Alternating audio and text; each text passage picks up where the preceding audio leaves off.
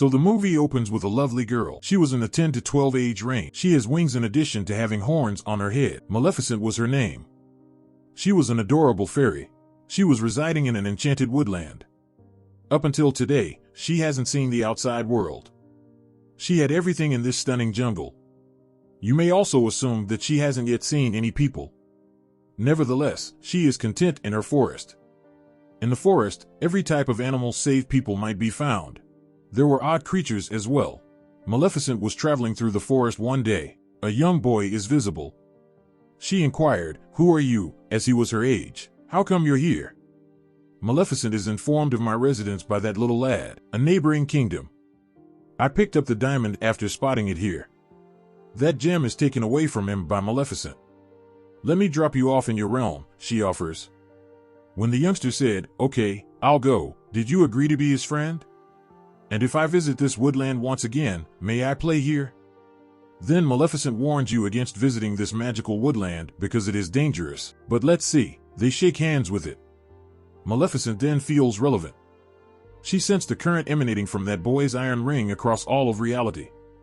She claims that fairies get burned by iron. Don't wear it when you arrive, then.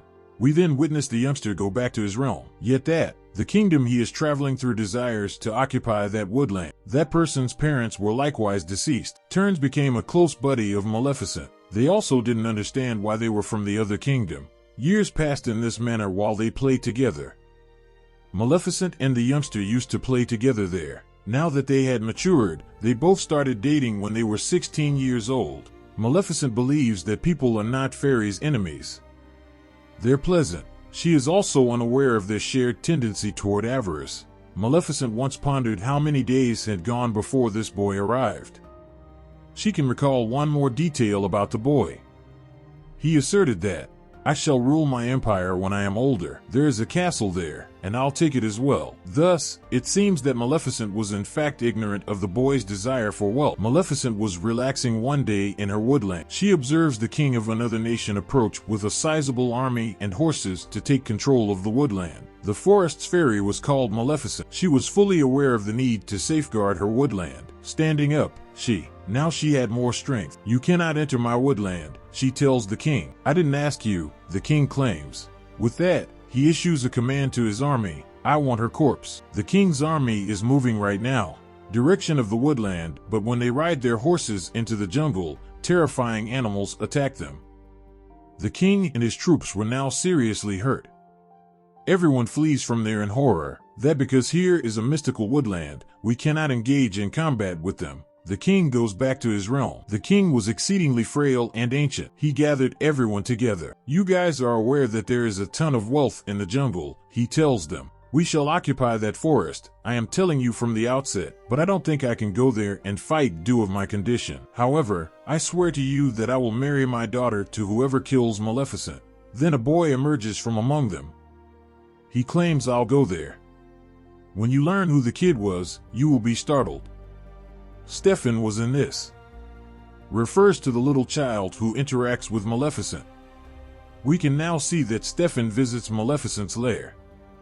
Maleficent greets him as he returns after a long absence and inquires, "Where have you been for so long? Do you not consider our friendship?" He says, "Please accept my apologies. I was busy but didn't forget you. I'm here right now to inform you that our monarch intends to have you killed. Simply look for yourself. I'm here to keep you safe." After that, they begin conversing. Maleficent claims that I will pardon you. Maleficent claims that I will pardon you because she was unaware that others were capable of worse. She has faith in him. On the other side, Stefan was a gregarious individual. She is forced to swallow drugs from the water, and she passes out as a result. After that, Stefan grabbed the knife and prepared to murder the woman. He fails, though. The following morning, we observe that Maleficent does not have wings as she regains consciousness. Her injuries were there. Maleficent couldn't believe what she was seeing. She bursts into tears and screams. Because she was without her stunning wings. She was no longer a princess with a cape. On the other side, we observe Stefan approaching the king while donning Maleficent's wings. He declares that I have fulfilled the commitment I made to you. The king is delighted by him. he deprives him of his wings while appointing him ruler of that realm. Here, Stefan's fantasy is also realized. The vision of that avaricious guy. We see Maleficent in the woodland on the opposing side. She was upset since she can no longer fly. She was leaving the woodland and walking someplace. She observes a hunter going to murder a crow. She can't take it anymore. She turns the crow into a person right away. When the hunter feels threatened, he flees the area. He approaches her in the form of the former crow, and he thanks you. Yet why do you? This, Maleficent then claims, I couldn't tell you. My heart is breaking for you. That crow declares, I shall now serve you for the rest of my life. Whatever you ask of me, I shall do. That crow rejoiced at becoming a person. Maleficent concurs with this. Dieval is his given name. Information is brought for her by Dieval. Maleficent discovers that Stefan cut off her feathers so he might ascend to the throne. She begins to despise people. Her faith in people was shaken. Then it becomes apparent that Stefan wed the royal daughter in the realm. Now, he gave birth to a daughter at home. There were several occasions to rejoice. Nobody is aware of who arrived and who traveled from a great distance. Being given a chance by Maleficent visits it too. She begins to wish for her. She tells the little infant, you are very beautiful. However, a needle will pierce your hand once you become 16 years old. After it, you'll pass away. Stefan then makes the request and warns her against doing this. Why are you using my daughter as a means of retaliation? Then Maleficent adds, remember what you did to me when I was a girl? Maleficent's heart still had a little bit of compassion. There's a solution, she tells Stefan. Your daughter's life may be spared if she finds her true love by the time she is 16. Because of this, Stefan worries. Calling 3 young princesses, he requests that they take her daughter far away from this place. Wait till she is 16 years old before bringing her here. If not, her curse will come true. He then advances to assault the woodland after that. But he was unable to do this, because Maleficent has used her powers to completely encircle the woodland. No one is allowed in that jungle. The princess, who was Stefan's daughter, was then revealed. Her name was Aurora. The 3 fairies carried her a long way, but Maleficent is still aware of her status. She was residing there. She attempts to frighten her, but Princess Aurora begins to smile because of that tiny infant girl.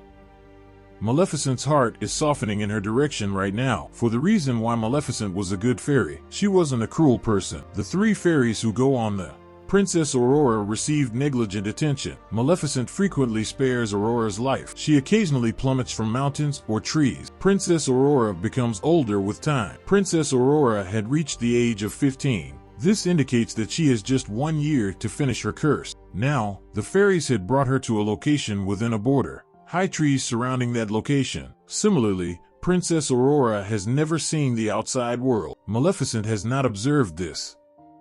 She was therefore anxious to see what was outdoors. She visits there one day and begins dating. She senses that someone is there in the meanwhile. If somebody is present, she says to go to the front. I have a lot of questions to ask. Maleficent was now there. Princess Aurora is approached by her.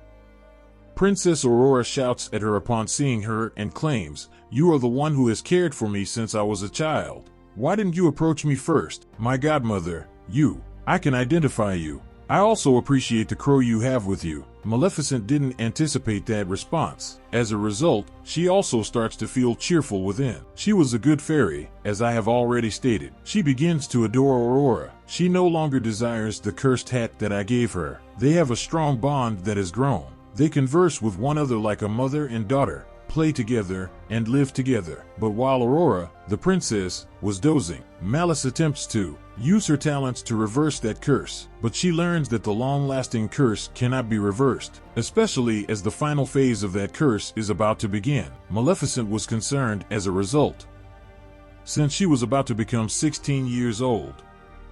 She then offers a prayer in hopes of finding her true love soon, to make her curse unwind. Following that, we see that Maleficent and Princess Aurora had a conversation in the forest in the morning. Where are your wings? Maleficent is questioned by Princess Aurora. Maleficent claims that since all fairies had wings, I did too, but someone had taken them away from me. They pleased me, I thought. I once took to the skies like a bird. I wish I had wings. Maleficent was near to cry when she said this. Princess Aurora then commands her to be calm and to not worry. My 16th birthday is tomorrow, and with your permission, I'll come live with you. I am with you, so you are not alone. Maleficent, though, is aware that this was impossible before she finds her true love. It cannot occur in a single day. From then, Princess Aurora was traveling to her residence.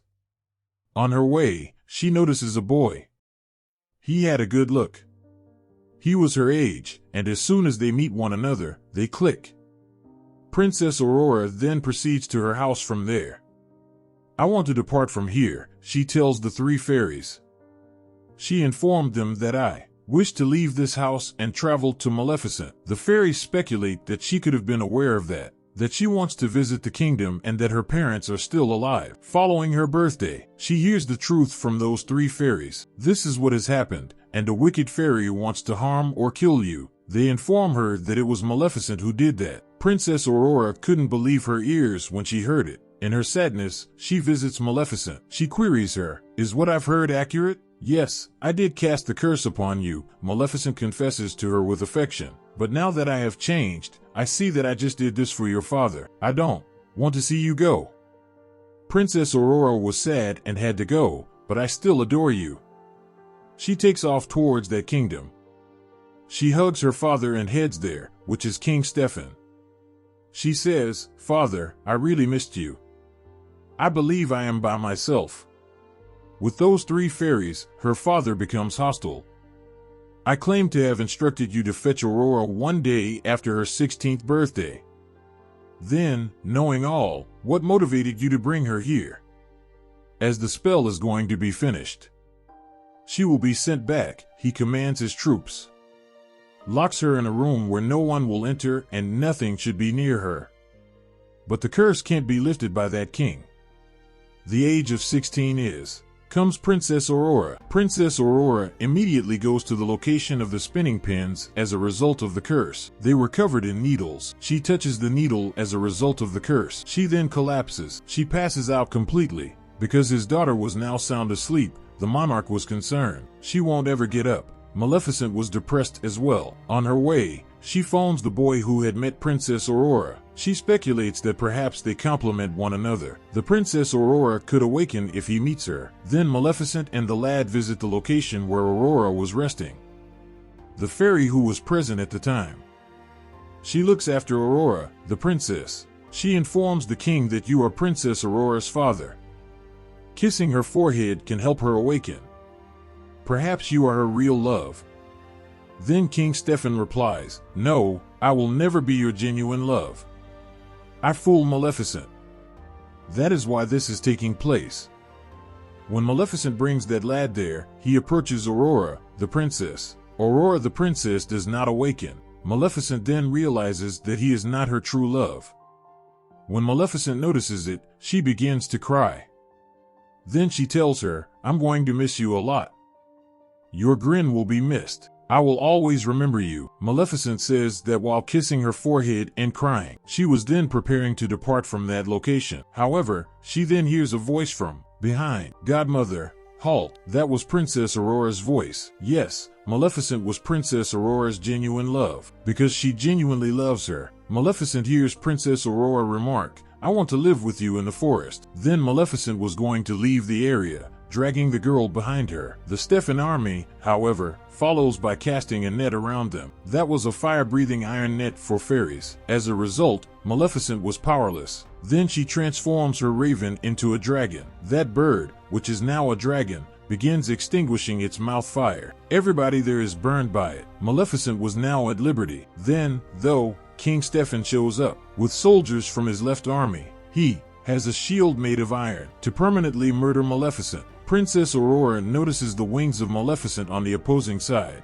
That wing was flapping, like they were aware of the presence of their master. Aurora, the princess, spreads her wings. They instantly bond with Maleficent. Once more, Maleficent has them. She takes Stefan on the flight. She does not, however, hurl him from the building. Stefan was going to hurt her. They were both going to drop off the building as a result of it. From the castle mains, Stefan once grasped Maleficent's wings to thwart her flight, but Maleficent spreads her wings just before they hit the earth. She also flies. It causes Stefan to lose consciousness and die. It follows that, now, there was no such thing as a greedy guy.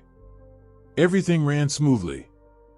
The following morning, we witness Maleficent removing all the restrictions. She had scattered those all over the woodland. The flowers rebloom there. Greenery has returned. She then tells Princess Aurora that she is now in charge of the woodland. Together, the kingdom and the forest existed. We all then begin to live happily. The Maleficent Part 1 concludes here. I'll now describe Maleficent Part 2 to you. Link in the description to watch Part 2.